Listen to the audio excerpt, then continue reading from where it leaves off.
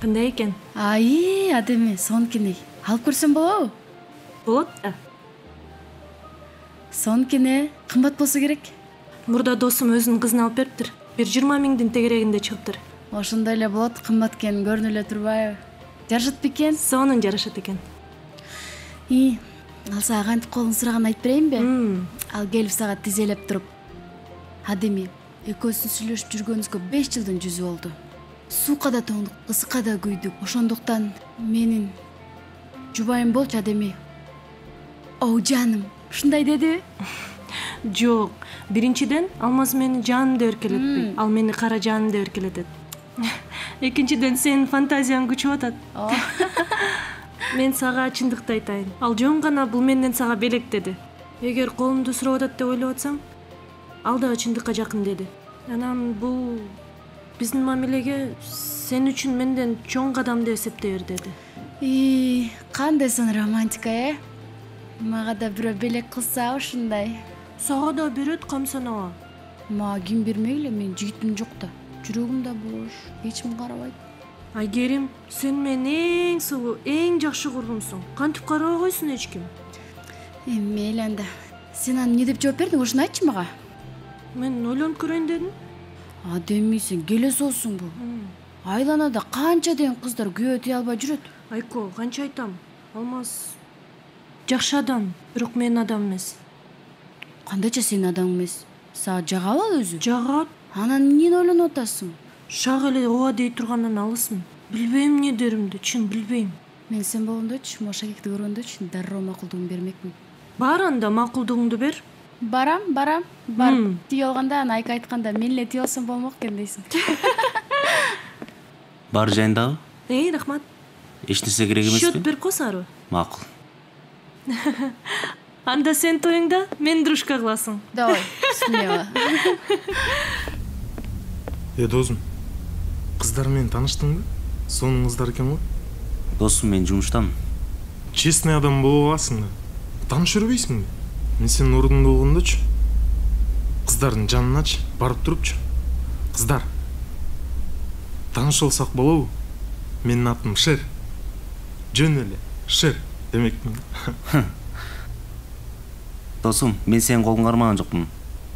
Пожалуйста, таанышсаң тааныш.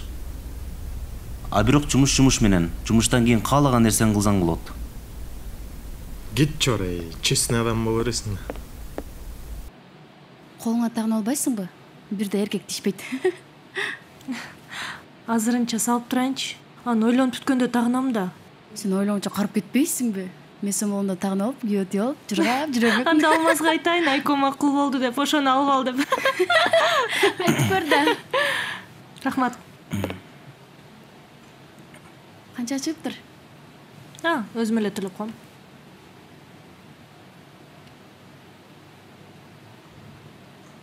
Рахмат. Кеттикпи? Кеттик.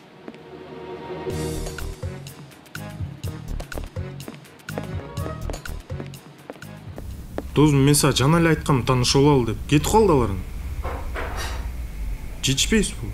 Досум, мен сага канча жолу айтам. Шеф карап турат. Кыз дегенде өзүңөн кетип каласың.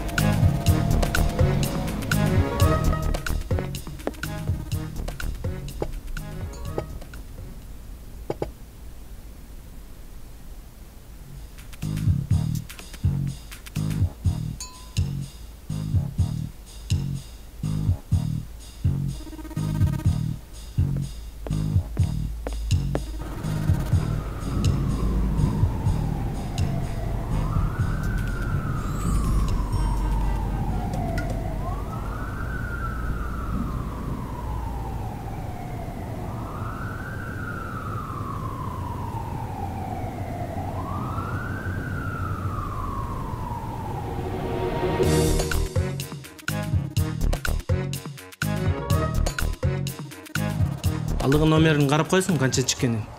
01 60 140. Баса, шакек тартууладыңбы? Ооба, Анан эмне дейт? ойлонуп көрөм дейт. Эмне 5 жылдан кийин эме ойлонуп көрөйүн деди? Адем экөөбүз таанышканыбызга 5 жыл, акы жигит болуп сүйлөшкөнүбүзгө 2 жыл болду. Экинчиден Адемиге шак эле жооп бере калыш ага кыйын tutат го. Сенде жигиттерге ойлонбой туруп эле тийиш керек го. Сага бир нерсе айтайын. Эгерде Адеми шакең тагынса, бул макулдугун 90% деп эсептесең болот. Чын элеби? Чын эле? Көп учурда кыз тагынса, бул макулдугун белгиси. Текшерип көрүш керек экен. Текшерип көр.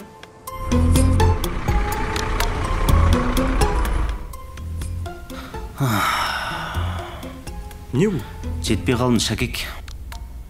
Берсең?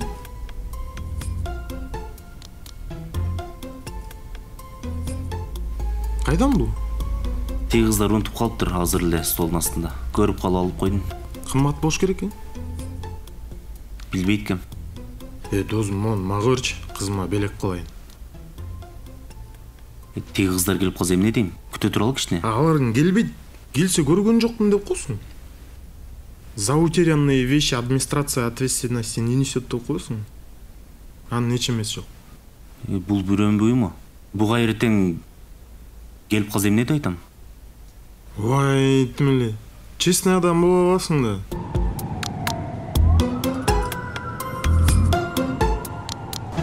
Ушуну менен биздин көрсөтүүбүз өз соңуна келип жетти. Кайрадан көрүшкөнчө сак саламатта туруңуздар. Ал эми кызматыңыздарда мен Рина Баймуратова болдум. Тартылдыбы? О, тартылды. Ушул съемкадан чарчадым. Баарын таштап айылга кетип калсам дейм. Айылга барып эмне кыласың? Жок дегенде көйгө өтөм. Эми атың чыгып келатса, ушунун баарын таштап кетип каласың. Жок, эми кантип таштамак элем. Тамашалап жатпаймынбы, бирок аябай чарчадым. Эс алып келсем жакшы болмок. Кеттикпи? Кеттик энди.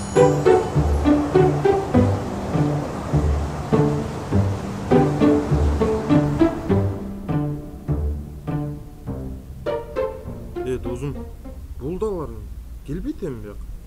Берчи могу шакектин бир кызымды сүйүндүрөйүн. Ойлонуп туруп өзүм берсем деп атам. Шакек аябай сонун шакек экен. Алтын шакек окшойт. Карасаң муну. Сен кимге бересиң досум? Тиги сүйлөшкөн кызың барбы негизи? Бар. Ба, жылдыз кызыңбы? Кечирип кой, бирок ал сени эле карабайт досум.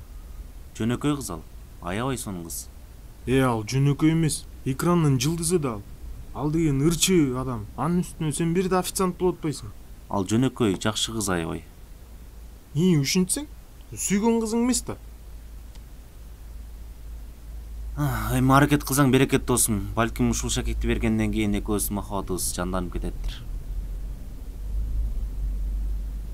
Жаман көкпет кезиңби бaba? Аракетин кыла бер, бирок кийин айтпады деп.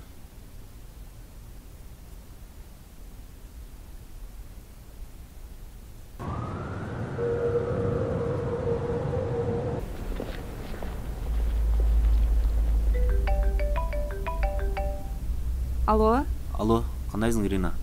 жакшы, рахмат. Өзүң кандай? Көрүнбөй кеттиң. Жакшы, рахмат. Кудайга шүгүр жүрөбүз. Эмне жаңылыктар? Жаңылык деле жок. Жумуш менен жумуш болуп жүрөм. Жаңы эле съемкадан келгем. Деле тартсаң болот. Көрүнүп калалы экрандан. Анын эч кыйынчылыгы жок. Каалаган убагыңда келе бер. Тамаша, Ирина.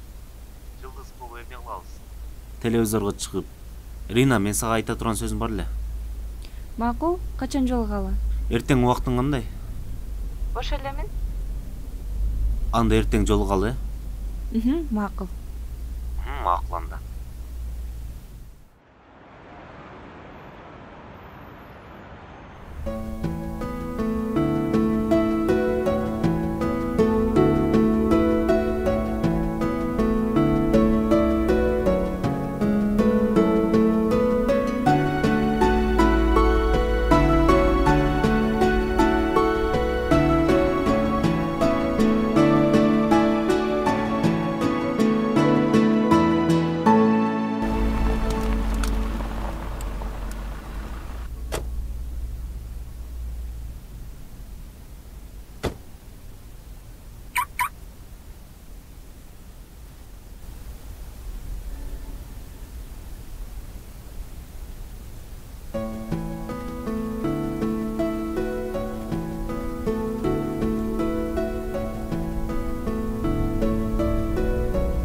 кандайсың? Жакшы, рахмат. Өзүң Жакшы, кандай? Иштериң рахмат. жакшы? Ден соолуктарың кандай? Жакшы. Жүр басалы. Макул жүр. Рина, мен балдар үйүнө концерт уюштуруп аткам да, анан ошол концертке алып баруучу керек болуп аткан болчу. Эгер мүмкүнчүлүгүң болсо, убактың болсо, алып барып бербейсиңби суранычы? Албетте алып барып берем. Бирок убактысын эртерээк айтып койсоң, сага кантип жок дейм. Рахмат чоң. Анан дагы Азыр. Алло, саламатсызбы? Угуп атам? Кандайсыз байке? Жакшы, рахмат. Жүрөм иштеп. Өзүңүз кандайсыз? Ооба, бош элемин ал күнгө. Эми байке мындай, $300 алып барам, аны жакшы билесиз. Анан экөөбүз көп жылдардан бери иштешип жүрөбүз. Экрандын жылдызы да. Ал деген ырчы адам. Анын үстүнө сен бир да официант болуп атпайсың. $200 алып барып берейин сизге. Эми ойдогудай болот. Ал жагынан камсынабаңыз. Макул, саламат алыңыз. Анан ошол. Анан ырчылар да сүйлөшөйүн дегем. Ошол ырчылар дагы келип ырдап берсе аябай жакшы болот эле. Ошо балдарды кичине сүйүнүп койсок. Ойлоңдуңбу, Каражан? Шаштырбачы, дагы убакыт бар го. Мен го шаштырбайм. Ата-энем жаны койбой атат. Аларга сендей кызды тааныштырып койсом, аябай бактылуу кылар элем. Шакекти тагын элексиңби? Алмаз, канча айтам, шакекти такканга азырынча даяр эмесмин. Ошол үчүн сумкага салып койгом.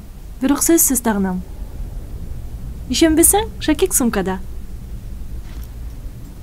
Буюрса, ата-энең менен дагы сөзсүз таанышам.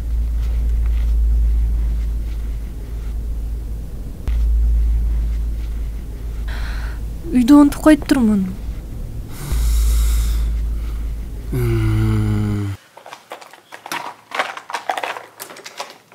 Адеми, эмнени издеп атасың?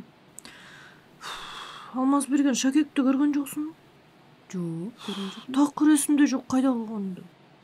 Эстей албай атам. Стоп. Давай, успокойся. Акыркы жолу эстесең, каяка койгонду? Акыркы жолу сага кафеден көрсөткөм. Мага көрсөткөнүң билем, менден башка да кимге көрсөттүң эле? Каяка апардың эле? Андан башка. Кафеден кийин көрө элекмин мен аны. Так, стоп. Ошондо менден көрүп атасыңбы шакекти? Мен алган жокмун, Адеми. Айко, сенин кантип көрөйүн, сен менин эң жакын курбум болуп атсаң. Жөн гана эстей албай атам кайда койгонумду. Анан Алмаз да кечке шаштырып атат, тагынбайсыңбы деп. Анда кафеден чыкканда каяка бардың эле акыркы жолу? Ошону эсте?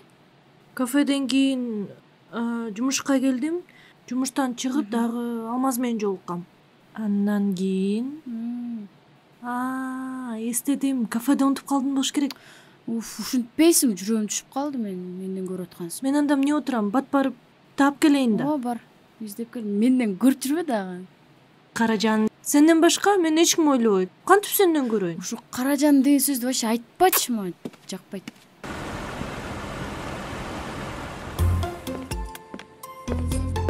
Ассаламу алейкум. Ассалам. Иштер жакшыбы досум? Жакшы, жүрөбүз. Жолуктуңбу? Ооба. Не дейт? Колун сурадыңбы? Сурай албадым. Сураш кыйын экен. Досум, мен сага айтпадым беле. Кыздын колун сураш үчүн дух керек деп. Даярданып бар дедим эле мен сага.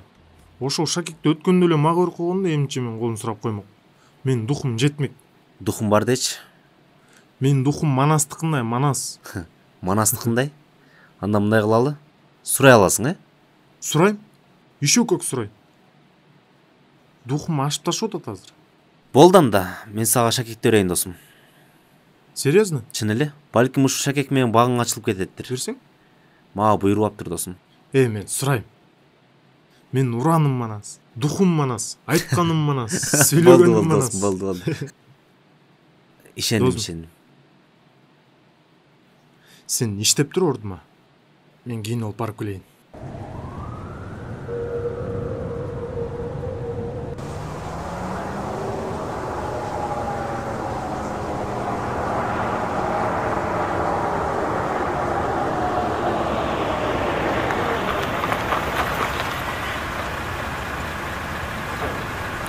Адеми кандай? Салам. Эмне бул жакта? Жумушка бараттым элем, сен кайдан? Жумуштап жүргөм. Отур жеткирем.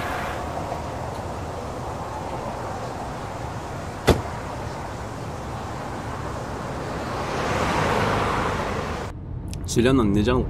Жаңылык деле жок, сенде эмне жаңылык? Байкасам, менин белегим жаппаган окшойт, Кайсы белекти айтып атасың? Бул сенин жогуңбу? Түшүнбөй атам, кайсы белек? Кече берген белек бүгүн унутуп калат экен да, Түшүндүм, Шакекти айтып атасыңбы? Алмаз, мен сага айттым, азырынча даяр эмесмин. Бирок сөз тагынам, үйдө унутуп калыпмын, дагы башка сөздөр табасың да, Алмаз, мен билем, бул сен үчүн чоң кадам. Сен мени тандадың. Мен үчүн деле ошондой. Бирок мен жаш кыз эмесмин да, шак эле ооба дей тургандай. Ал үчүн мен жүрөгүм менен сезишим керек. Жүрөгүң эмнени сезип жатат? Алмаз таңдаба башка жигиттер бар деген сөзбү? Какшыктагачы. Өзүң билесиң сага болгон мамилем кандай. Эгер сен мен күткөн жигиттей болбосоң, мен эч эле сени менен жолукпай коймокмун. Жөн гана күмөнсүрөп жатам. Менден күнөп санап жатасыңбы? Жок, өзүмдөн күмөнсүрөп жатам. Сага татыктуу жар боло аламбы? Жакшы үй бүлө кура алабызбы? Ата энеңе жага аламбы? Адеми, мен сага канча жолу айтам. Мен сага толук ишенем. Сен мени күткөн жарымсың. Ата энемен болсо, алардан күмөн санабай эле кой. Алар сага ишенет, өз кызындай эле кабыл алат. Түшүнүп турам, Алмаз. Мен сенден күмөнүм жок. Дагы күтө турсуң бир аз. Ушул жерден токтотуп коесуң.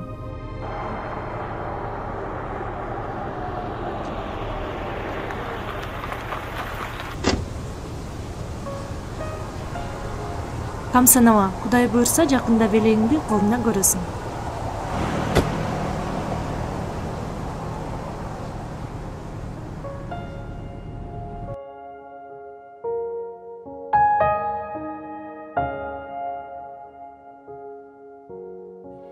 Могу ачкимге болсоң окшойт. Атым Шер. Жөн эле Шер. Койчу досум, кышында ачки таккан болбойт да. Чечиле койчу. Жаман толкунданып атам. Сен кантип Шакекти тапшырдың? Мен тапшырганда жокмун, сураганда жокмун. Даярданыш керек экен. О, жаным, менин түбөлүктү жубайым болчу. Пожалуйста. Эмне жалгаңдайсың? Күлкүнчтүү көрүнүп атат. Койчу досум, театр кылбай, мындай эле берип койчу. Обычный эле. Жаным, суранам. Сен менин жашоомдун маңызысың. Сенсиз мага жашоо жок. Мен жубайым болчу. Болбой калабы? Жок, болбойт. Анда ырдайм мен. Кантип? Сени сүйөм, чын жүрөгүмөн, көрбөй калсам, сагынам. Ла-ла-ла-ла-ла-ла, менин жубайым болчу. Жубайым? Болбойт. Үнүң о жакшы досум, болбойт. Анда кантип тапшырайын? Шер, досум, мындай эле тапшыр, сенин духуң жетпейт беле. Мындай эле тапшырып кой. Алтыным, жаным, бүгүндөн баштап мен жубайым болчу деп туруп. Түшүн. Анда минтейин. Жаным. Бул менин сага белегим. Мен сени жакшы көрөм. Мен өмүрлүк жубайым болчу. Болобу? Болот. Красавчик. Алло. Кандайсың? Все, мурунку эле кафеден жолугабыз. Давай. Ё-мой, телефонунда заряд өчтү. Карап тур досум, 2-3 саат. Хорошо. Макул досум. Курткаңды кийип алчы.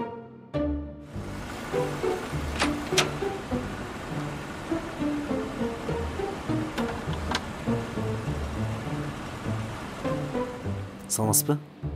Саламатсызбы? Биз мурда күнү ушул жерде отурдук элек. Сиз бизди тейлеп жаткансыз ошондо.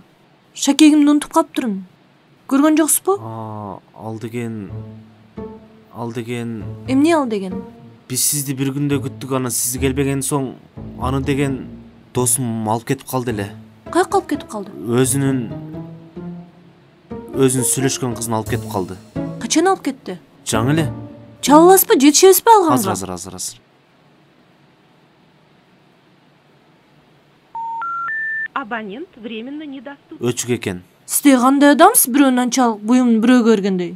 Кандай акыңыз бар сиздин? Жок, чоң кыз, биринчиден кечиресиз. Биз сизди күттүк. Бирөөнүн буюмун биз мойнубузга жоопкерчиликти албайбыз. Экинчиден, анын кайсы кафеге барганын билем. Эртерээк чыксак жетишебиз. Чоң.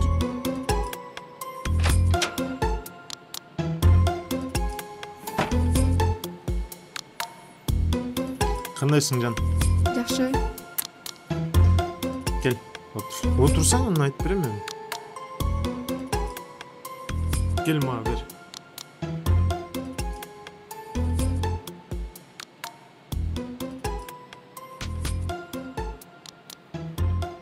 Угуп атам, эмнеге чакырдың эле? Жан, мен сени бияка чакырганымдын себеби көңүлүңдү көтөрүп коеюн деп, тамак алып берип коеюн деп чакырдым. Ушинтип чакырса да болбойбу? Болот, бирок өткөндөгүдөй болбосунчу. Өткөндө эмне болду эле? Экөөбүзгө тең эле жакпады эле, сонун эле болбоду эле. Эсиңден чыгып кеттиби? Акчаң жетпей калып мен төлөбөдүм беле? Акча элеби, Жан? Мына. Акча жетет, коркпочу. Салчы акчаңды, адамды уят кыласың да. Бол эми эмне айтайын дедиң эле, батыраак айт. Азыр айтам, Жан. Сааттан же. Сагыл койдум.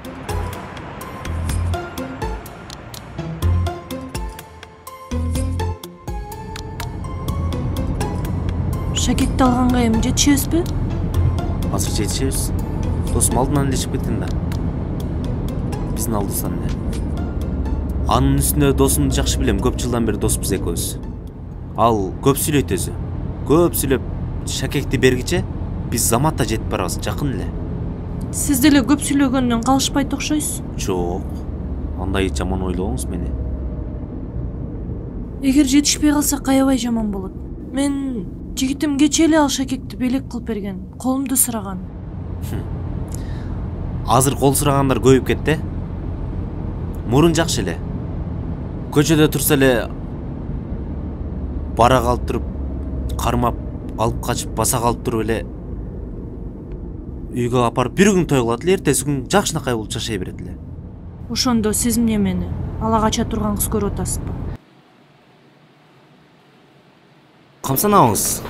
Карап көрөбүз. Анда эгер жок болуп калса, эмне болду?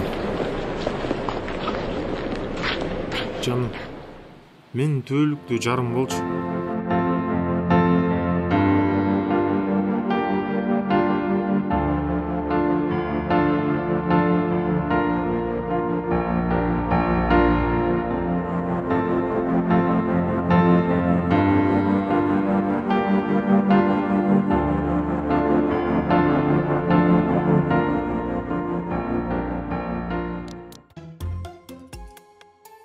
Эми эмне кылабыз?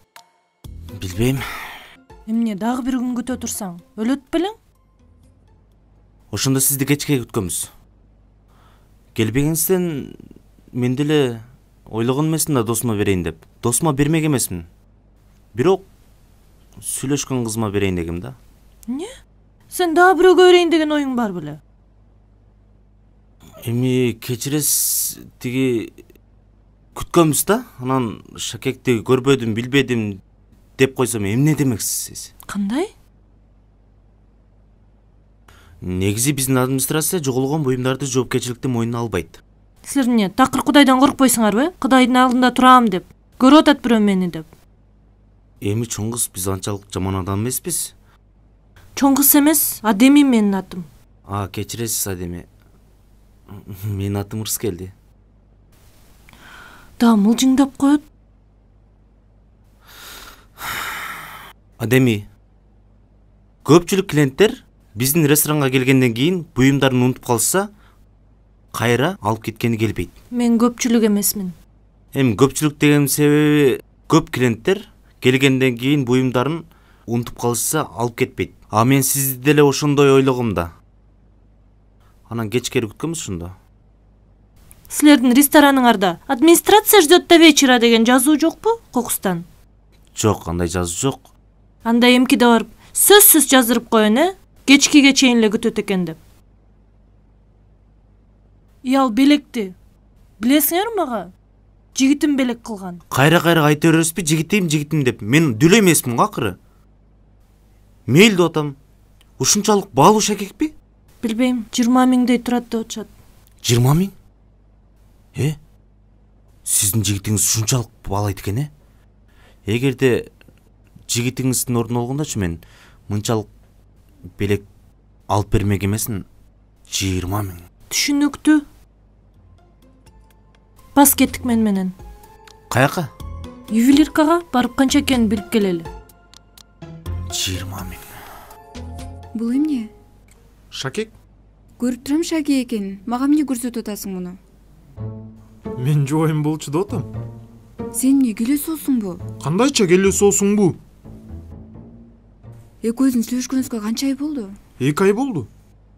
2 ай. Түшүнүп атасыңбы? Түшүнүп атам. 2 ай. 2 айдын ичинде кыздын колун сураса болбойбу? Кайсы арма сен менен таанышып калдым экен? 2 айдын ичинде адамдар жаңы гана таанышып атышат. Экөөбүз жумасына канча жолу жолугабыз? 1 жолу? Эми 2 жолу жолугабыз ашып кетсе. Көрдүңбү? Экөөбүздүн жолугушууларды кол менен санаса болот. А түгүл экөөбүз кыз жигит да эмеспиз. Сен эмне башка жигитиң барбы? Кудайым-ай. Жок, менде башка жигитим. Анда мени сүйөсүңбү? Значит, сен мени сүйбөйсүң. Сендеги жерде төрөлгөнсүңбү? Жерде эле төрөлгөм ой Токтогулда. Туркент деген менин айылым болот. Билем сенин айылыңды. Экөөбүз сүйлөшөрдөн мурун 3 ай достошсок болмок. Да 1 ай күтөйүнбү? Экөөбүз сүйлөшкөнүбүзгө 2 ай болду. Сендеги кыз жигит кандай жүрөрүн билесиңби? Билем. Паркта гулять этип, жетелешип. Вот, көрдүңбү? Паркта ээрчишип, жетелешип, киного барып. Сен мени 1 жолу киного алып бардыңбы? Киного? Ошол элеби? Ооба, ошол эле. Шакекти кимден алсаң, каяктан алсаң, ошол жака алып барып бер. Муну кайра Рыскелдиге алып барып берейинби? Муну Рыскелдиден алдың беле? Ооба. Анда бул шакекти досуңа алып барып бересиң? Алып барып бербесең, экөөбүздүн мамилебизди унут. Муну эптеп сурап алгам да, мунун кызына бермек да. Духу жетпей калган мен алып алгам. Кызына бермек беле? Ооба. Анда мен бирөөнүн буюмун ала албайм. Алып барып бер. Анда алып барып берейин, анан кино карабыз, Жок, киного барабыз. Анан алып барып бересиң. Бул эми эмне отурасың? Жүр кеттик.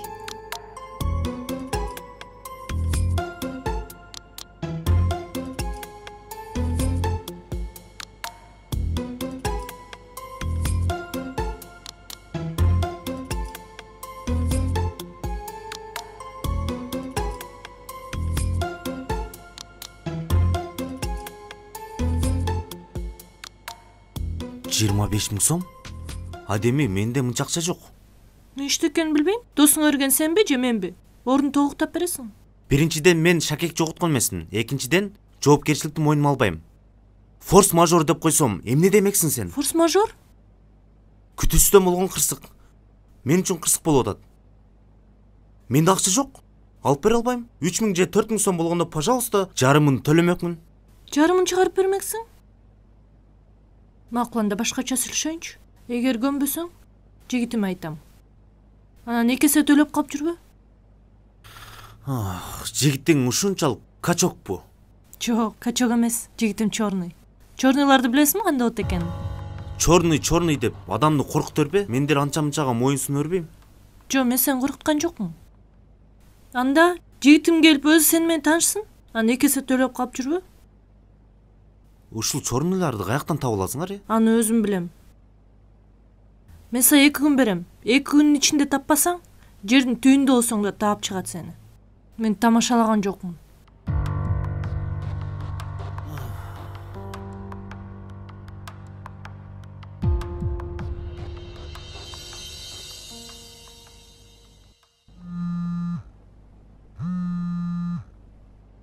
Алло, ассаламу алейкум досум.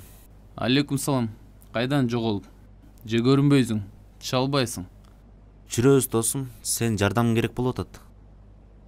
Жардам керек болгондо эле чалып каласың го чүркин. Антпечи досум, мен биздин деле жардамыбызды аябайбыз го. Ладно, не жардам? Мындай досум, Бир клиент келип калды, шакегин унутуп калган. Анан мен ал шакекти кызыма берсемби деп, бирок шер сурагандан шерге бердим эле. Анан шердин артынан барсак, ал сүйлөшкөн кызына берип атыптыр. Анан кайра сураш кыйын болду. Сен да тапкан экенсиң да бере турган адамды. Азыр дүкөнгө келсек 25 000 сом дейт. Тиги кыз сурап атпайбы кайра ордун толуктап бер деп. Досум, менде азыр андай сумма жок. Сен эми гос жумушта иштейсиң го? Кредит алып берип турасың, бир айдан кайра кайтарып берем. Бербейм десең болбойбу? Бербейм десем, анын жигит чорун экен. Эки эсе түшүп калам деп ойлонуп атам эми. Ладно, түшүнүктүү. Эртең жумушка өтүп кел. Ошол жактан бир айласын табабыз да. Рахмат чоң, эртең өтүп барамын да. Хорошо. Макул.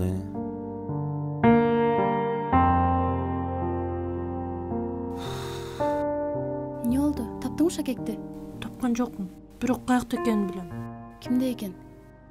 Официанттын досунун кызынын колунда. Түшүнгөн жокмун. Кандайча официанттын досунун кызынын колунда? Кыскасы экөөбүз кафеге барбадык белек. Ошол жакта бизди тейлеп аткан официант шакекти таапаптыр. Анан түнү бою бизди күтөбү. Анан мен келбеген соң досуна ээрсаптыр шакекти.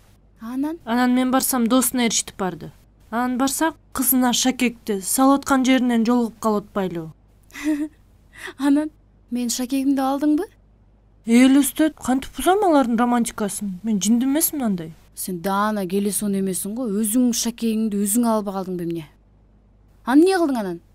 Анан ювелиркага бардык экөөбүз. Канча экен деп сурасак, 25 000 дейт. Анан официант төлөп берме болду ошол 25 000-ди? Официантпы? Анда каяктагы акча? Акча жок деди. Анан коркуттум. Жигитим чорный, каякта болбосоң да түбүнөн таап чыгат деп. Бирок ошол жериң тура болуптур да. Эмнеге? Алмаз чын эле чорнойлорго окшошко страшный болуп. Ал менин жигитим Айка. Билем жигитиң экенин. Чынымды айтайын, мен сен орунда болгондочу Алмаз мен өлсөм да жүрбөйт болчумун. Мейли жакшы бала, таарынып турсуң от меле.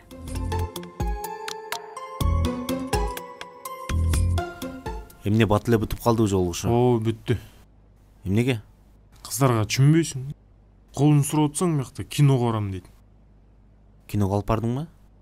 Бардык киного деле. Барсак кино акча жетпей ал үйүнө тарынып кетип калды. Шакекти кандай кабыл алды? Албай койду. Эмнеге?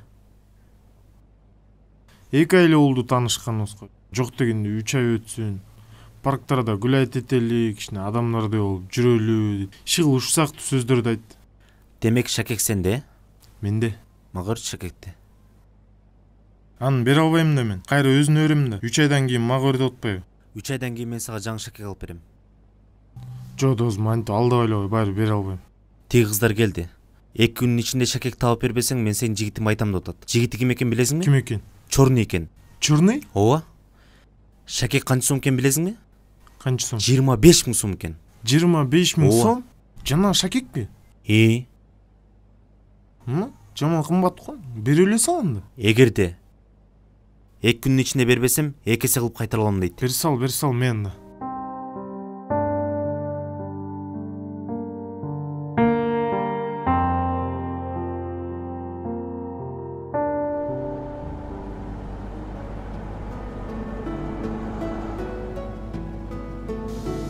Кандайсың, Рыскелди? Каяка Жакшы. жөнөдүң? Сум жакка бараттым эле. Жүрө ал кетейин, мен да ошол жакка баратам. Рахмат чоң. Алло, Адеми. Кандайсың, ден соолук жакшы? Мен таптым. Азыр. Жарым сааттан алып барып берем, Таптым, алып барып берем. Макул. Бул эмне? Шакек. Магабы? Ооба, сага. Көнмөсүн мен сенден. Эмне себеп?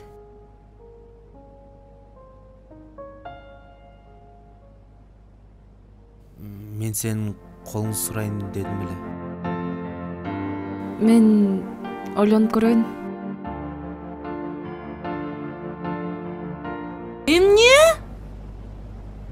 Кечирип койчу, ушундай болуп калды. Түшүнгөн жокмун, кайра айтсаң? Жана Ринанын машинасы чыктым эле. Анан чыгып шакекти Ринанын машинасынын текчесине койдум эле. Ал ойлоп калыптыр, менин колум сурады деп. Анан ойлонуп көрөйүн деди. Кандайча ойлонуп көрөйүн деди? Сен вообще келе салсың бу жака шакекти коюп. Эмне коесуң? Кайра алып түшүндүрүп бербейсиңби? Кечирип койчу, мен дагы Ринанын көңүлүн калтырбайын деп, түшүрбөйүн деп. Көңүлүн түшүргүң келген жокпу? А менин көңүлүмчү, менин көңүлүмдү ким ойлойт? Мен адаммын да, мен деле. Ордун толуктап берем деп атам го. Кечирип кой. Рыскелди ойлот. Ооба. 2 күн. 2 күн ичинде шакек колумда болбосо, жигитиме айтам. Андан кийин билесиң, сага да жаман, мага да жаман болот. Түшүндүңбү? Ооба. Анан Макул.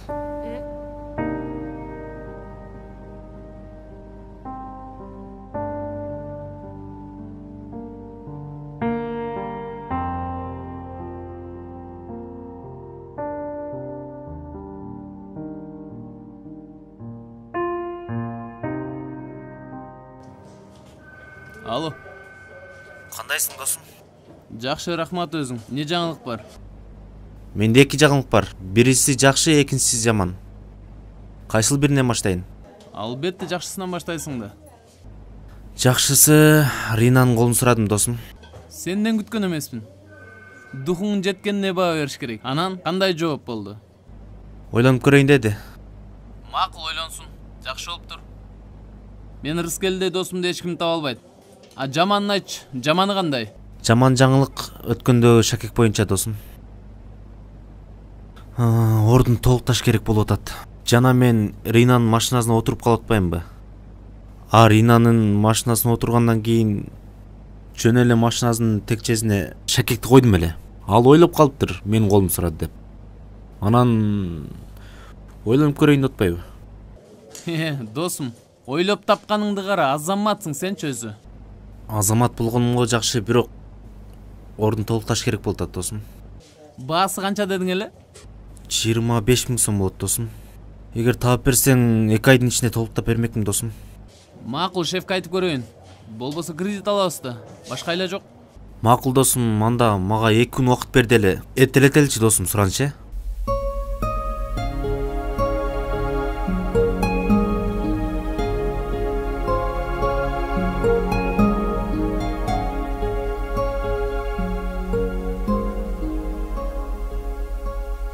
Бул эмне кызым? Ой, бул шакек. Кана, келчи. О, сонун шакек. Колумду сурашты апа. Колуң сурадыбы?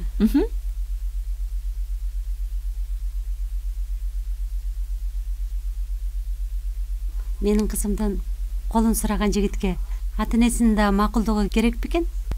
Апа, азыр деген мындай болуп калбадыбы? Биринчи кыздын колун сурап, анан кыз макул болсо, ата-энесине барып рухсат алат го. Ой, азыркынын балдары. Ушундай сыңар силер. Кайсы бала? Сиз аны тааныйсыз? Мен тааныйм.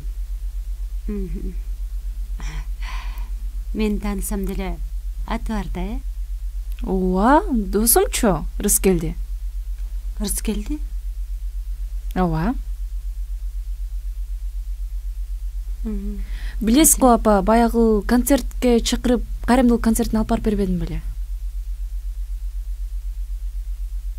Жанагы балдар үйүндө чоңойгон балабы? Ооба, дал өзү. Жетим бала.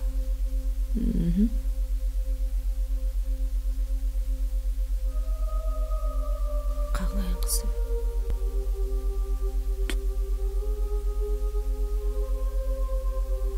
Мен сени эмне гана ниет менен, эмне гана тилек менен чоңойткон жокмун. Сен менин жалгыз эле кызымсың да. Анан мен сени ошол жетим балага берип коем. Жок, ал бала аябай жөнөкөй бала. Жакшы бала, сиз болгону сыртынан тааныйсыз да. Балким учуру келсе тааныштырам. Сүйлөшүп көрөбүз, байкап көрөбүз. Түшүнүп атам.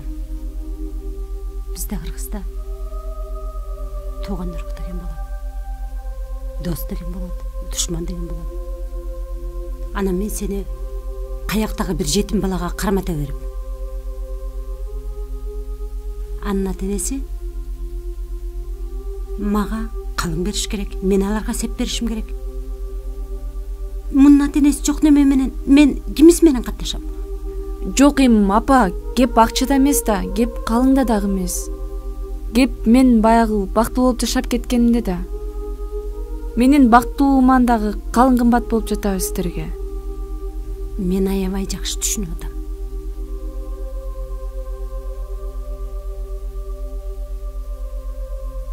Мен сени бактылуу болсо экен дейм.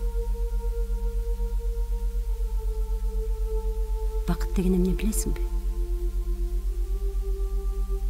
Бакыт деген бардар жашоо. Бакыт деген тилек, үмүт. Адам баласы эмне тилек кылса, эмне ойлосо, ошого жетсе, ошол бакыт. Бардар жашаган адам бардык нерсеге жетет. Анан сен тиги жетим бала көң жетилешип алып. Аччылаңач. Эмне деген жашоо болот баламай? Кеп айтып атпаймынбы, акчада эмес, калыңда эмес деп. Башкысы экөөбүз сонун үй бүлө куруп, бири-бирибизди түшүнүп жашап кетсек болду. Ал аябай сонун бала апа. Бири-бирибизди башкысы сүйсөк, сыйласак болдубу? Же мен бактыман да калың бийик турабы? Сен ата энеңден да ошол сүйүң бийик туруп атабы? Мен баш тартпайм ал баладан. Болдой. Мени эне деп коет. Мен айтканым айткан, дегеним деген болот.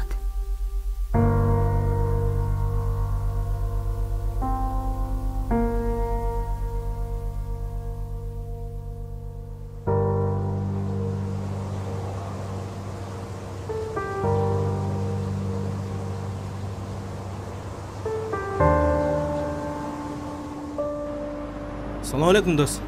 Алейкум ассалам. Кандайсың? Машинаңа эмне болду? Билбейм ай. Бир жер тыкылдап жатат, ошондо калат. Бирок адамдын көңүлү назик болот да. Муну менен эмне демексиң, досум? Айтчусун түз эле ачык айтчы. Сөздүн кыскасы, адам менен сүйлөшүп жүрөсүңбү? Кандайча сүйлөшүп жатасың? Кыз жигит элебиз? Айттым го, ачыгын эле айтчы деп. Мен адамени башка бирөө менен сүйлөшүп жүргөнүн көрдүм. Качан, каяктан көрдүң? Парктан көрдүм. Бирөө менен сүйлөшүп жатканын. Чын эле? Досум, сага калп айтмак белем. Душманың сүйдүрүп айтат, дос күйдүрүп айтат дейт. Биринчи жолу адашышы мүмкүн, бирок экинчи жолу так өзүн көрдүм да. Эмне эле шекек такпайт десе? Адам менен сүйлөш керек болуп калды, азыр чалайынчы. Дос, шашпай тур, мүмкүн мен деле адашып атам. Биринчи текшерип көрүш керек. Тура. Тиги баланы да текшерип көрөбүз, аңдып көрөбүз. Же болсо экөөнү тең башын жулам го.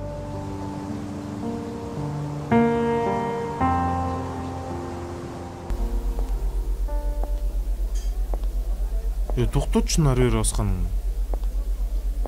Сен мени түшүнбөйсүң, эмне болуп атканымды, досум. Кандайча түшүнбөйсүң? Мен деле мисалы үчүн Алиянын колун сурадым. Жүрөм го жакшынакай эле сендей болуп нервтенип нары бери баспайлы. Сен Алияң ойлонбой туруп шак эле жооп берди. Турабы? Ойлонуп көрөйүн дегенде көрөт элем сен да эмне дешиңди. Эмне деди? Жоон айттыбы сага? Ал жоон айткан, бирок эрте деп атпайбы. Мен биринчи ага жага турган кино табайын. Нөкөбүз кино карабыз, ошондон кийин меники болот. Көрдүңбү сеники жөп жөнөкөй. Киного алып барышың керек, колун сурашың керек.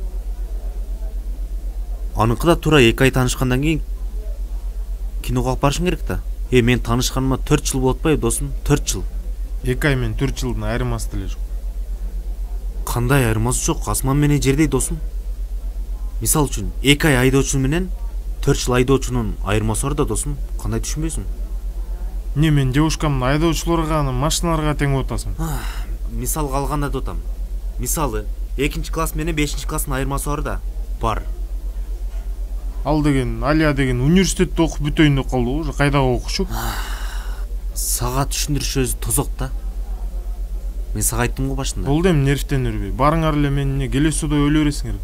Андан көрө өзүңдү карма, могу жерге отур, Ринага чалып көр. Эгер макул десе, трубкасын алып туруп жооп берет. Эгер макул болбосо, анда те албай деле коет трубкасын. Анын кыйынчылыгы деле жок. Чын эле. Болбосо азыр өзүм чалып таштайм, менин духум билесиң амай. Билем. Туура айтасың, кээде башың иштеп кетет да? Ой, чал азыр өзүм чалып таштайм амай. Көрөсүң. Меники ашып ташабыт.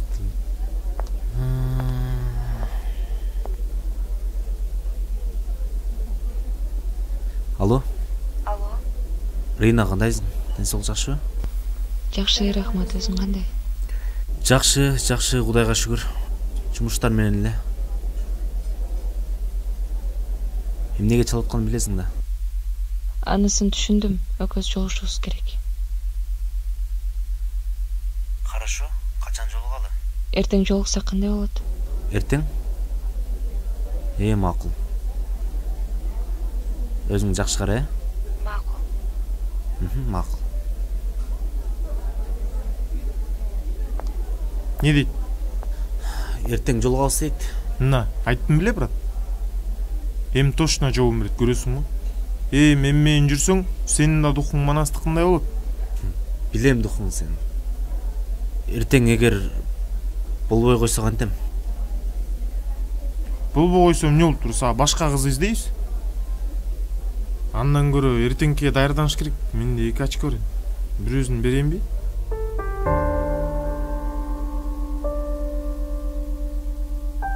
Сүйлөштүңбү? Ооба, сүйлөштүм. Эмне деди? Эртең жолукмай болдук. Эмне дешти жакшы билесиң. Иши бизди уят кылбасаң болот. Апа.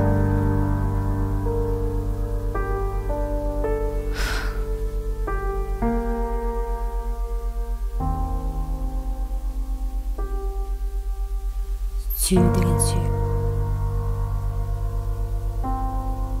Жашоо деген такыр башка нерсе.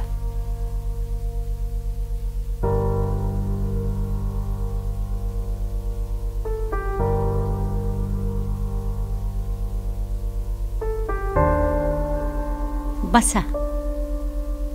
Рыскелдиге менден салам айтып кой.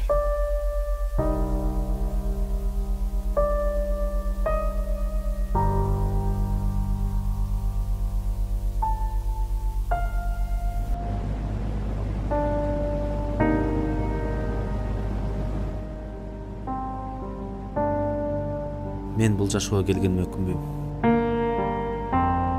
Ата-энем жок болсо дагы бул жашоодо жакын адамдарым курчап турат. Бир тууган таптым жашоодо. Дос таптым, агайын таптым. Бирок андан да күткөн жакын бир жашоомдо жакшы кызга жолуксам экен дейм. Сендей сулуу кыз таптым.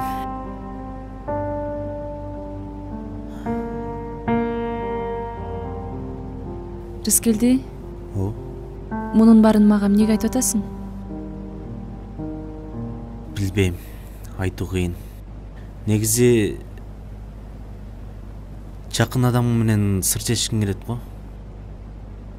Ар бир эркек ойлойт экен да. Жубайым апамдай болсо экен деп. Балким менин апам дагы сага окшогон сулуу, жылдыздуу болсо керек.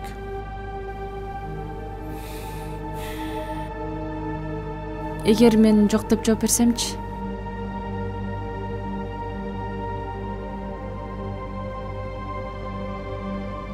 Аны ойломоптурмун.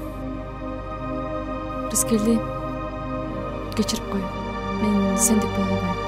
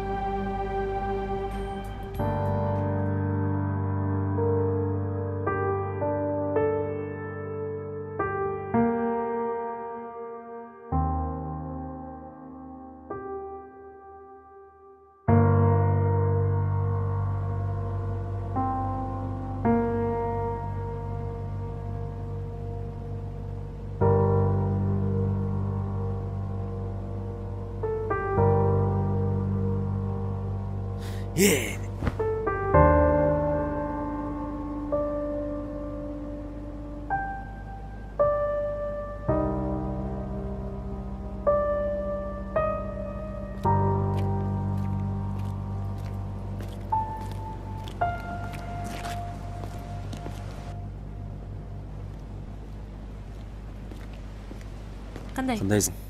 Жакшы. Мага сүйүнчү айтып аттың белең? Не унчукпайсың? Шакекте бересиң, мен кете берейин. Эмне экен ал жакта? Шакек. Шакек? Ооба, шакек. Кандайча, мен сени түшүнбөй атам. Сен жаңы эле шакек бар деп атпадың белең? Анан кайра тетиги жакта деп айта бересиң. Башың ордуңдабы сен? Ал мени таштап кетти. Ким сени таштап кетти? Рина мени менен болбойт экен. Анын эмне тиешеси бар?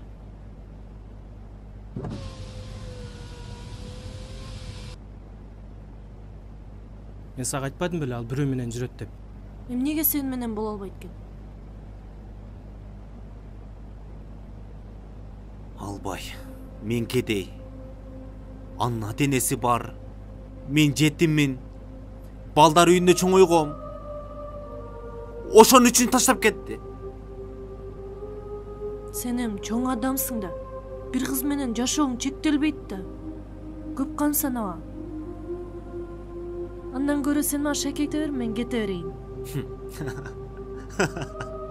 Шакек? Шакек.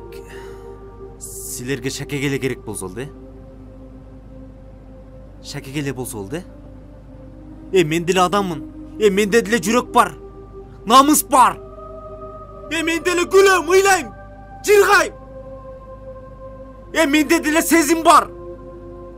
Адам менен ишиңер жок. Мени пайдаланганды билесиңер. Шакек. Тетиги жерде турат шакек. Тиякта турат. Көрдүңбү?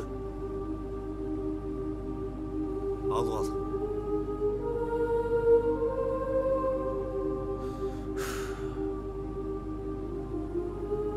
Чалаңчы мен азыр.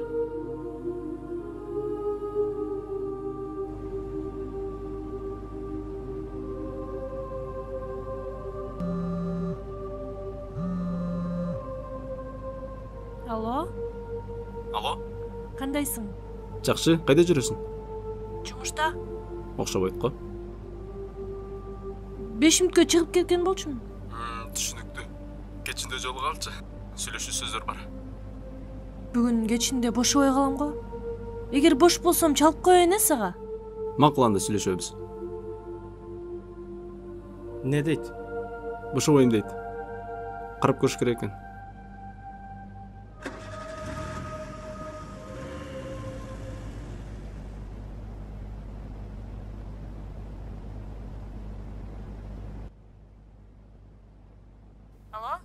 Алло, адеми каякта жүрөсүң? Паркта жүрөм. Тиги шакекти издеп. Тиги ыргып салыптыр да келесиң. Кандайча ыргып жибериптир?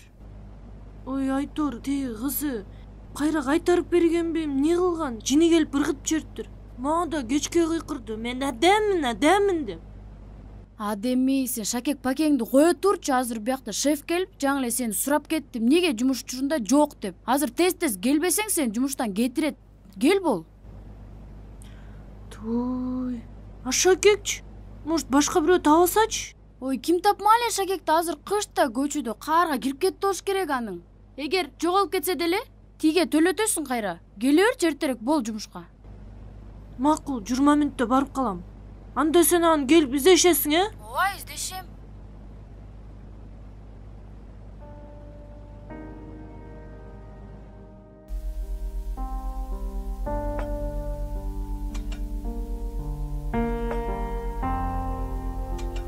Сизге башка эч нерсе кереги жокпу? Жок.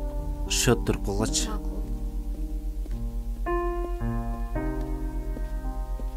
Ассалам алейкум.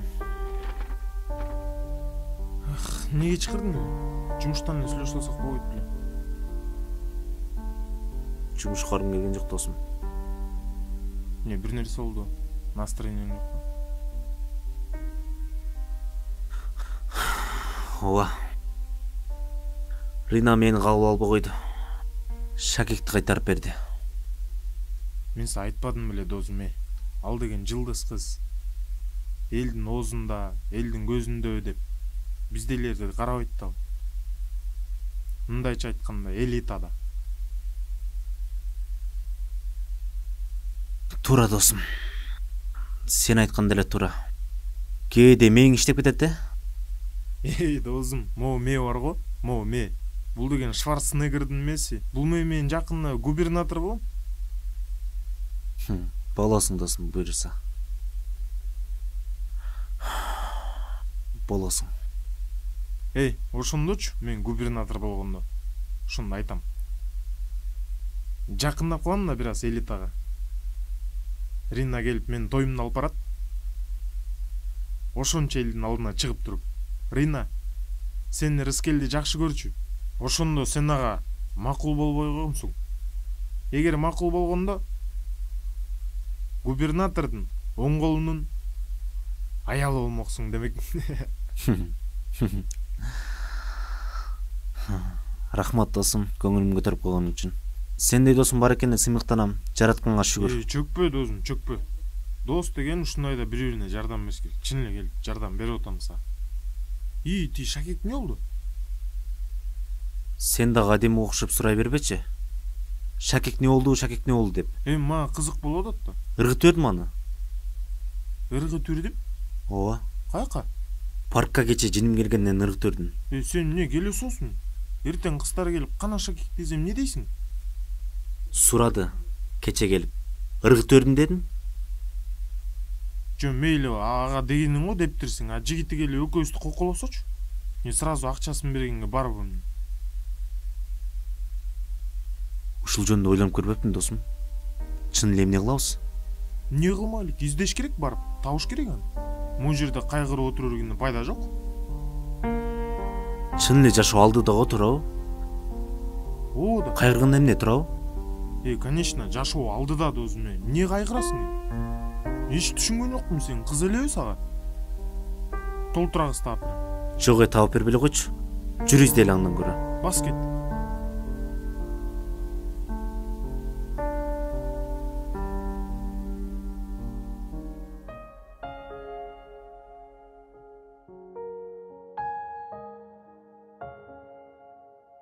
Анан шеф эмне деди? Акыркы убакта жумуштарың начарлап атат. Аз келе атасың жумушка дейт. А сен эмне дедиң анан? Мен айттым, үй бүлөлүк проблемалар болуп атат, кечирип коюңуз. Сеники үй бүлөлүк проблемадан дагычы жүрөк маселеси болуп атпайбы? Жүрөк маселеси эмес эле тиги Шакек кыйнап койду сени. Айтпай, ушул Шакек могул жеринде турат. Аны эмнеге кырып салыптыр вообще тигил, мен түшүнгөн жокмун. Ой, ал жактырган кызына береби белеке. Ал кайра кайтарып берсе ошого жини келип ыргытып салыптыр. Келесо десе. Эми ошолор үчүн Шакекти баарыбыз издеш керек болуп атабыз. Айла жок да, бас издеп келели эмне. Күчүнө отуруп тура алчу. Ушуну десе. Чарчадың жаман.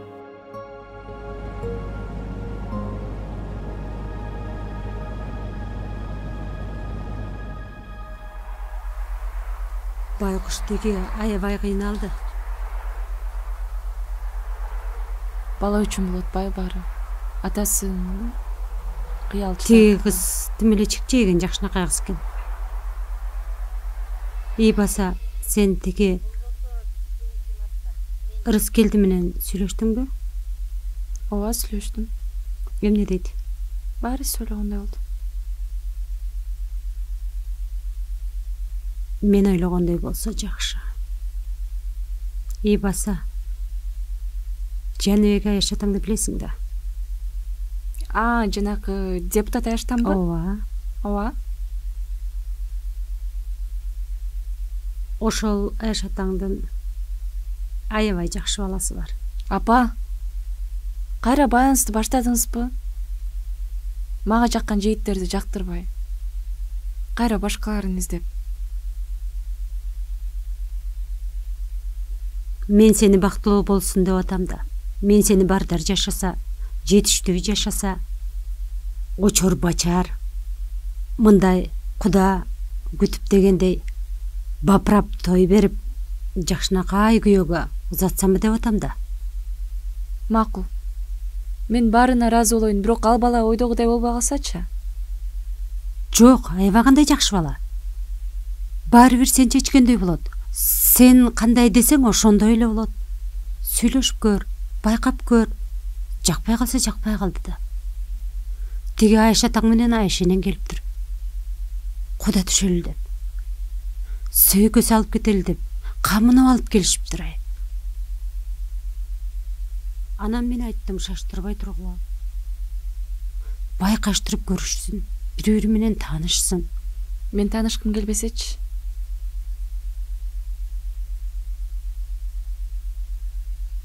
Анда эле бизди уят кылган турбайсыңбы? Уят эле болбойбузбу анда?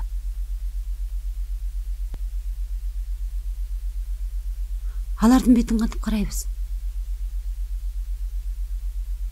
Мен сени жаман болсун деген жерим жок. Жакшынакай бактылуу талайлуу бардар жашасын деп атам. Апа, неге атам экөөңүздөр дайыма мен ордума жешкен жакшы көрөсүздөр? Мен оюмду деле сурап койсоңуздар болот эле го. Жак аба ал балайм мага. Мен ал баланы канча жылдан бери көрө элекмин. Ой бар, сен каалагандай болот. Сага жакпай калса токтотуп коесуң. Анын эч. Бул жерде баарын сен чечесиң. Апа, ушул сөздөрүңүздөрдөн байкасам, менден кутула албай эле турасыздар. Сенден кутула албай турбай эле теги атаң экөөбүз неберелүү болгубуз келип атат. Тим эле неберебизди жетелеп алып, паркта мороженое алып берип. Күндө айтасыздар ушул сөздөрдү. Ишенсеңиз тажап кеттим. Эгер кааласаңыз эртең деле тийип кете берем. Сен телефонуңду берип койдуң. Чалса, жөн эле сүйлөшүп кой, э? Аны көрө жатарбыз. Кагынып силкинбей.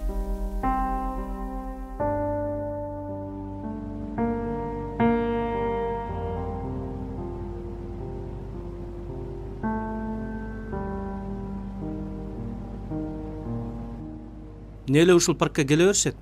Карап көрөлүчү.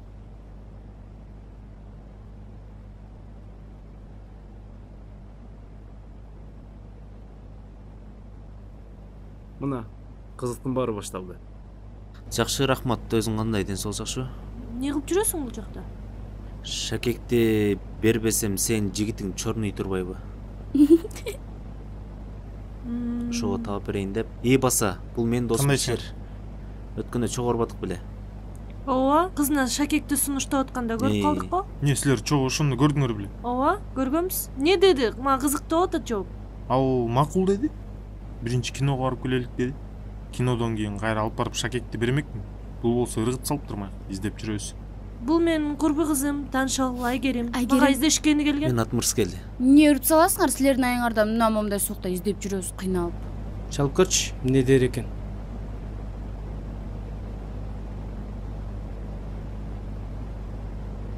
Кечирип койгулайм, таап беребиз, ушундай болуп калды. Ошол малда. Алло? Ачым келди. Салам. Кайда жүрөсүң? Мен Айгерим менен жумуштап жүргөм. Жаңында дагы кимдер бар?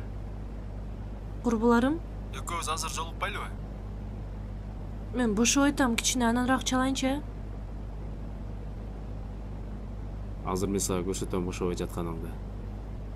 Курбулар менен жүрөм дейт. Таанышып биттиңерби? Издейлиби? Күндө суук болот. Точно кайка ыргыттың эле. Адеми! Алмаз? Сен бул жакта эмне кылып жүрөсүң? Ушуларбы сенин подружкаларың? Жок, сен менен туура эмес түшүнүп атасың. Алейкум. Сен кимсиң? Мен айдагы жигит болом. Сен ким болосуң? Кандай жигит болосуң? Ушундай жигит болом. Турчу ары. Токтосоң. Эмне дерс болосуң, Жок, ары турчу мен сенен кийин сүйлөшөм. Токтогула. Сүйлөшөм мен сен менен. Отдельно сүйлөшөм. Бул Рыскелди. Түшүндүрчү бул. Ким? Бул Алмаз, мен жигитим болот. Азыр мен сага шашпай баарын түшүндүрүп берем. Өзүңдү колуңа кармачы. Алмаз, сен берген шакекти мен жоготуп алгам. Бирок Рыскелди таап алыптыр аны. Анын болсо ал өзүнүн досуна бериптир. Тиги болсо кызына сунуштаптыр. Кыз албай коюп, кайра Рыскелди өзүнө алып, өзүнүн кызына сунуштаптыр. Анан бул албай койсо, жини келип ыргып салыптыр. Түшүнүп атасыңбы? Издеп жүрөбүз аз бул жакта. Айтып койгулачы. Түшүнүп атасың өзүң? Билем, буга ишениш кыйын, бирок бул чындык. Кыскасын айтчы, мени жактырасыңбы? Жактырбайт, бул мени сүйөт. Не? Сүйөт мени. Рыскелди сен. Кыскасы мен сен менен кийин сөйлөшөм. Кой. Кийин сүйлөшөм дедим сен. Кыскасы. Беркең Шакектичи. Алмаз. Адеми.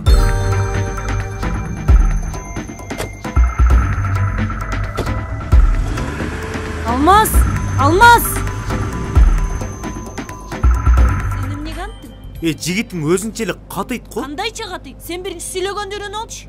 Жигит бала деген кичине кыз баланы урматташ керек, сыйлаш керек. Сени менчиктешип алгандай эле го. Сен мен жашоомо киришпе, макулбу? Сен билбейсиң ортобузда эмне болгонун. Адаммын дейсиң. Биринчи бир кыз деп болчу. Сен адам эмессиң, сен айбансың. Түшүндүңбү? Адема? Айка, могул айбандардын ортосунда тургум да келген жок. Басчы. Неге анттың эле? Болду чем, сен баштабачы досум. Не чын эле сөзүң бошон. Койчу досум, каяктагы нерсени баштабай.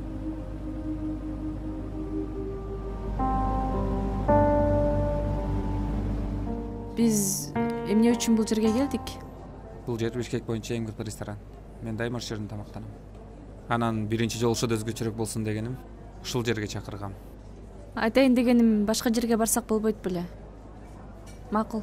Өзүң жөнүндө айтып берчи. Азыр ишкермин. Жогорку окуу жет бүткөн соң чакан бизнес ачып койгом. Азыр ошо менен электенип оокат кылам. Анан дагы машинам бар. Үйүм бар. Үй бүлө курганга дарметим жетет. Ата-энемди эле тааныйсың да. Кичинекей кезинде көрүп жүрсүң го, эсиңдеби? Эсимде. Айбек, айтсаң?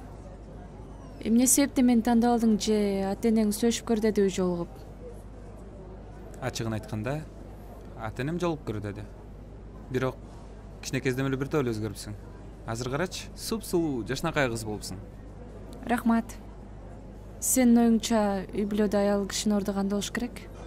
Аял кишинин орду үйдө деп эсептейм. Үйдө отуруш керек, бала төрүш керек, үйдө отуруш керек. Азыркыларды көрүп атпайсың, карьера деп. Же күйөөдөн жок, же баладан жок. Жүрүшөт. Андыктан аял кишинин орду үйдө. Демек, мен кийин иштесем жумушума каршы болот экенсиң да? Жок, эмнеге? Иштетем. Бирок бала төрөгүчө. Азыркы тапта иштеп аткан жумушума кандай карайсың? Жумушуң жакшы. Жылдыз болосуң, эл тааныйт. Бирок мунун баары убактылуу да. Артыңан башка бирөө келет, ордуң басат. Эл канчалык баттанса ошончолук эле унутуп калат экен. Мындан эч жакка качып кутулбайсың. Андан көрөк күйөөгө тийип, үй бүлө курулат, жашоо от болот дегендей. Ошон үчүн Рина күйөөгө тийип, бала багып отурганга эмне жетсин?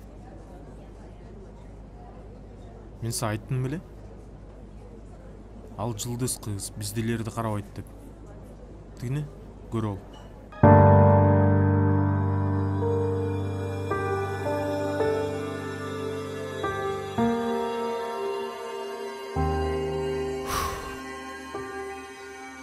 Тагдыр кече Адемни сукса бүгүн мени сукты.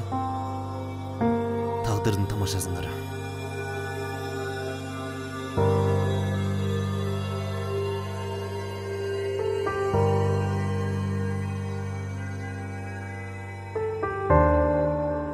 Мен азыр келем. Макул.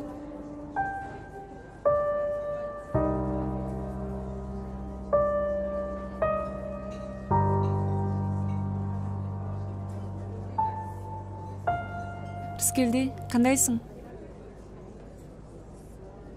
Эмне бул жерден башка жолуга турган жериңер жокпу? Сен туура эмес түшүнүп калдың. Ата-энем болбой койду жолук деп, жолукканга туура келди.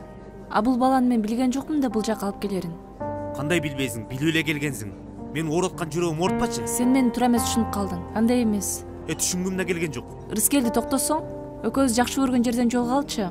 Эртең парктан күтөм сени. Мен сага ушул жактан баарын түшүндүрүп берем. Балким ошондо түшүнөрсүң. Мен азыр жумуштамын.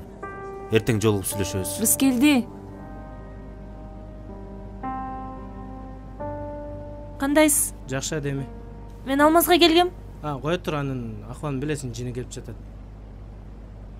Кантип сүйлөшсөм болот аны менен мен? Сен мага айтып кой, мен ага түшүндүрүп коем. Макул. Шакекти чын эле жоготуп алгам. Бирок официант таап алып, ар кайсыларга айрып, ушундай алга жеткирди да. Анан бир жолугуп сүйлөшсөм жакшы болмок эле. Макул, айтып коем. Жолукканга көндүрөм. Макул, анда паркта жакшы көргөн жерибиз бар экөөбүздүн. Эртең ошол жерде күтөм, Макул. Мейли. Чоң рахмат. Жакшы бер.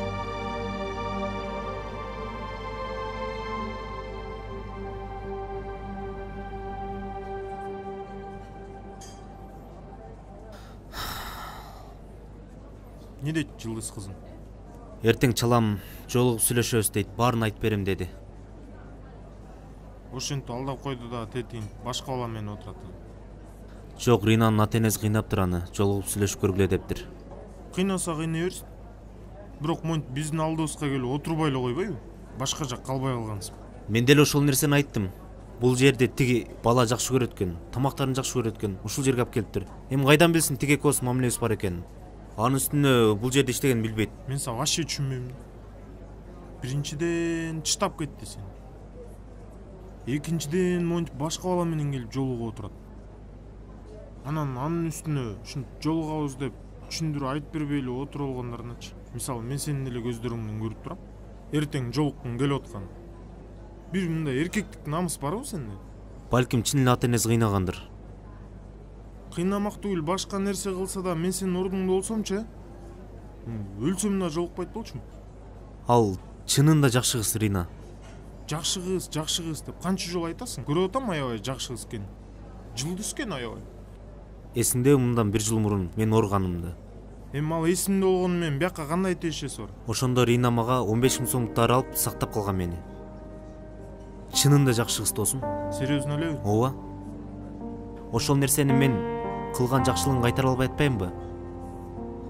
Эгер ушинте берсем, кыялым көрсөтө берсем, Рина чынында мени жаман көрүп калат. Билбейм эми, эртең жолуксаң көрөсүң. Сүйлөшүп көр, эмнесин айтат, эмнесин айтпайт.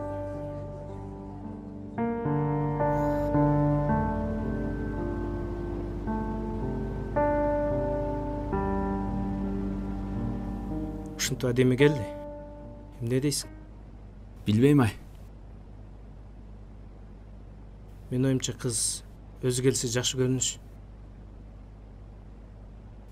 Кече эле тияктан бияктан көрдүм деп атпадың белең?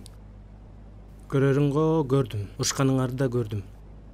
Бирок сенин кыйналып жатканыңды көрүп айтып жатам. Адеми мен үчүн жок эми, ага болгон мамилемди токтоттум.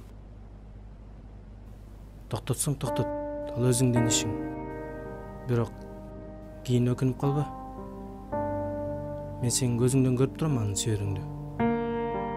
Бир эле жолуп көр, анан калганын байкап көрөсүң да.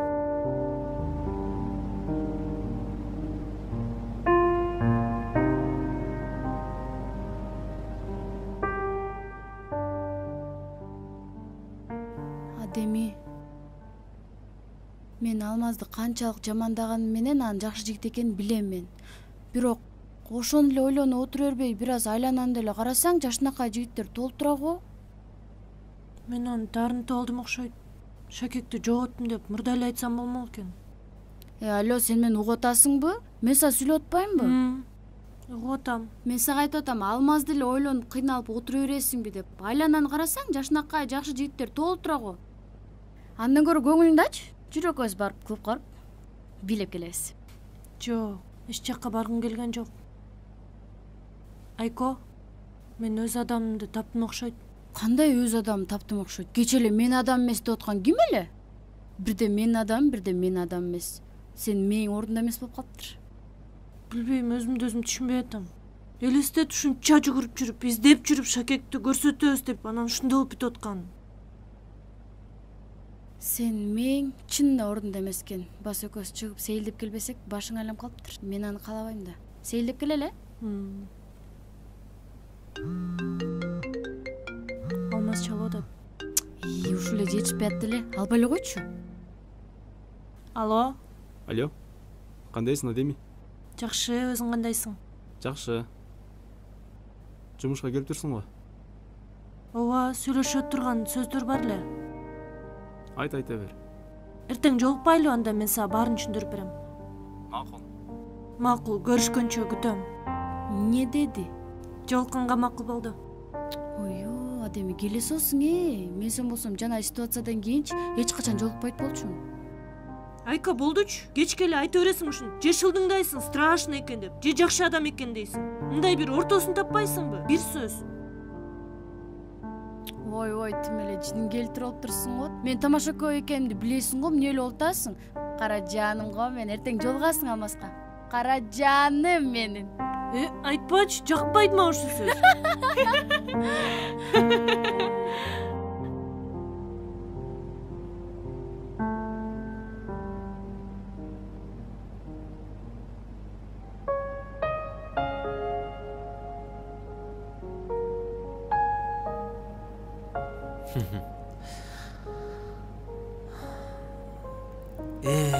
Шакек. Ушунчалык кыйын шакек экенсиң. Канча адамды кыжалат кылдың.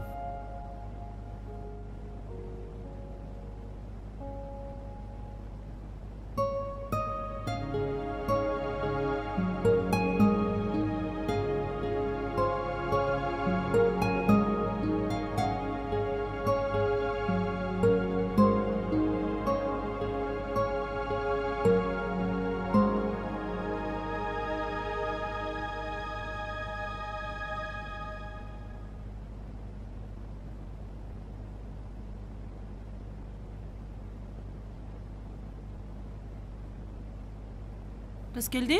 Оу. Кандай? Жакшы? Жакшы, рахмат, өзүң кандай? Ден соолуктар кандай? Жакшы, баары жакшы. Эмне кылып жүрөсүң бул жерде? Жигитим менен жолуккан келгем, сенчи? Мен да сүйлөшкөн кыз менен жолуккан келгем. Жакшы. Баса, мен шакек табылбадымбы? Мына эми. Жигитиңизге көрсөтүп, колуңузга таап алсаңыз болот. Рахмат. Ушул шакектин артынан канча чуркап жүрдүк, Айтпа. Карабайсыңбы эми? Баары бүткөндөн кийин табылып аткан. Жигитиң көрсө кызганбайбы? Жок, сен келгениң тескерисинче жакшы болду. Шашпай отуруп, баарын түшүндүрүп берем. Сен качып кетпейсиңби анан? Жок, эмне көрсөт элем, чыдайбыз да. Отурабыз. Адеми? Алмаз экөөңөрдүн сүйлөшкөнүңөргө канча жыл болду, анан эмне себептен таанышып калдыңар эле? Негизи экөөбүз 5 жыл мурун таанышканбыз. Алмаз Фейсбуктан жазган. Анан мен ага жооп бергем. Ошентип бара-бара сүйлөшүп, жолукмай болдук. Такыр жаккан жок мага. Бирок бара-бара өзүнүн мамилеси менен мага болгон. Өзүнүн жароокердиги менен аябай жагып, чынын айтканда. Аябай жылуулук тартуулап берген. Ошо. Демек, колуңдагы шакекти жакшы адам бериптир. Бул шакек жоготпу? Жакшы адамдын шакеги экен. Сен кызың жөнүндө айтып берчи. Меникин тааныйт болушуң керек. Рина Баймуратова деген алып барчу кыз. Инстаграмдан көрүп калдым. Сен ошол менен сүйлөшөсүң? Жок. Эми кыз жигит болуп сүйлөшөбүз дегенден алысмын, бирок мындай достук мамиледе. Аябай жакынбыз. Жакшы кыз, доска бекем. Мен өзү балдар үйүнө чоңойгом да. Анан көп жер, ал жерден чыккандан көп жерде иштеп жүрдүм. Официант болуп иштегенимди да билесиң да. Анан ошол жерде балдар үйүндө концерт уюштурган болчумун. Концерт уюштуруп, ырчылар чакырдым. Кээ бири келди, кээ бири келбей. Анан ошентип Ринанын номерин таап, ага чалып көрдүм. Концерт алып барып бербейсиңби, эгер бош болсоң дедим. Каршылык көрсөткөн жок, ошол жерде эле жакшы кыз экенин билдирди. Рахмат деп келгенден кийин ошол жерден достугубуз уланып кетти. Аябай жакшы кыз. Дос болуп калдык. Бири-бирибизден жардамыбызды аябайбыз. Ал мага, мен ага. Ушинтип келип атабыз. Эмнеси жагат ошондо сага? Адамгерчиликтүүлүгү, жөнөкөйлүгү, өз жылсыз болсо дагы адамга кылган мамилеси, анан сулуулугу, камкордугу. Ошо. Адеми, менде бир ой пайда болду да. Кандай ой? Азыр мындай кылабыз. Колумда шакек бар да турабы? Мен кандай сезимдер болду экенин билгим келди. Сен мындай кылып көр, ары карап отур, билмексем болуп отур. Мен бул жактан келем. Келем дагы сенин колуңду сурайм. Макул, тамаша түрдө. Кеттик. Бул жактан барып келейин, э? Макул. Оппа. Хоба.